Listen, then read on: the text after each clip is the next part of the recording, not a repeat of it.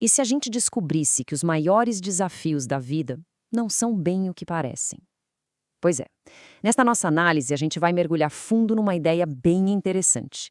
A de que nossos impedimentos, na verdade, podem ser oportunidades disfarçadas. E para a gente entender como isso funciona, a gente vai precisar voltar no tempo. Mas voltar muito, muito mesmo. Parece uma pergunta estranha, né? Mas o que será que a luta pela existência lá nos primórdios do planeta tem a ver com os problemas que a gente enfrenta hoje? Sabe, no trabalho, em casa, nos relacionamentos? Acredite, a resposta para isso pode mudar completamente o jeito que a gente encara cada desafio do dia a dia. Então, vamos começar essa viagem no tempo. Pensa só, a própria existência da vida como a gente conhece foi, na verdade, a superação do primeiro e talvez do maior de todos os impedimentos.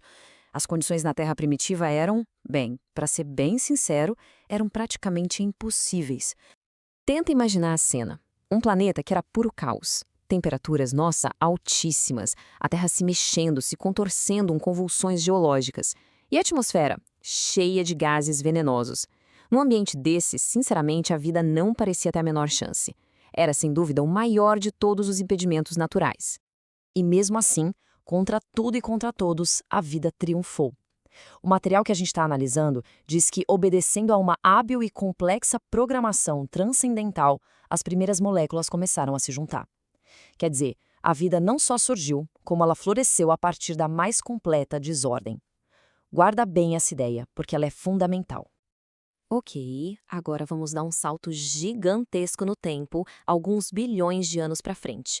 Aquele caos todo lá do começo, ele não desapareceu. Ele só assumiu novas formas. A luta continua, só que agora as arenas são outras. São as nossas próprias vidas. Hoje em dia, esses impedimentos aparecem de jeitos mais sutis, mas são tão poderosos quanto. A gente está falando de desafios domésticos, afetivos, sociais, econômicos e também do interrelacionamento pessoal. Vamos dar uma olhada em cada um deles. Mas por que será que a gente enfrenta essas lutas? De onde vêm esses desafios? Olha, a fonte que a gente está usando sugere que eles não acontecem por acaso. Muitas vezes, eles são como ecos, sabe? Ecos de experiências passadas, padrões que a gente fica repetindo até a gente finalmente aprender a lição e conseguir superar. Vamos começar pelos impedimentos domésticos. Eles nascem geralmente em lares mais complicados, sabe? Onde tem muito conflito, relacionamentos familiares bem ásperos, às vezes autoritários demais. É como se fosse o primeiro campo de batalha, onde a personalidade de uma criança pode acabar sendo marcada de forma bem profunda. E o impacto disso? Nossa, ele dura muito tempo. Como a gente vê nessa citação, que é bem forte, a criança que sofre em casa muitas vezes acaba projetando essa dor toda no mundo lá fora. É quase como uma tentativa de cobrar da sociedade, às vezes de um jeito bem cruel, aquele amor que nunca recebeu. Aí a gente entra nos impedimentos afetivos. Sabe aqueles desajustes que vêm de dentro? Tipo timidez excessiva, complexos de inferioridade ou até de superioridade, o narcisismo. São marcas psicológicas que acabam fazendo a gente ter medo do afeto, sabe? E isso gera ciúme, desconfiança e acaba bloqueando a nossa capacidade de amar e de se sentir amado. Agora, sobre os impedimentos sociais, tem uma coisa bem interessante na psicologia por trás deles. Muitas vezes, essa dificuldade de conviver com as pessoas, de estar em grupo, não é porque o mundo é ruim, mas vem de dentro da gente. É um mecanismo de autodefesa, pura e simplesmente. Por causa da insegurança, a pessoa rejeita todo mundo antes que alguém tenha a chance de rejeitá-la.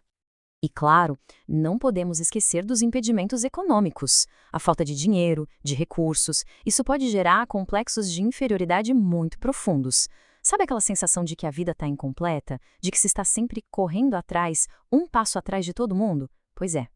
E aqui vem o ponto-chave de tudo isso, o pulo do gato.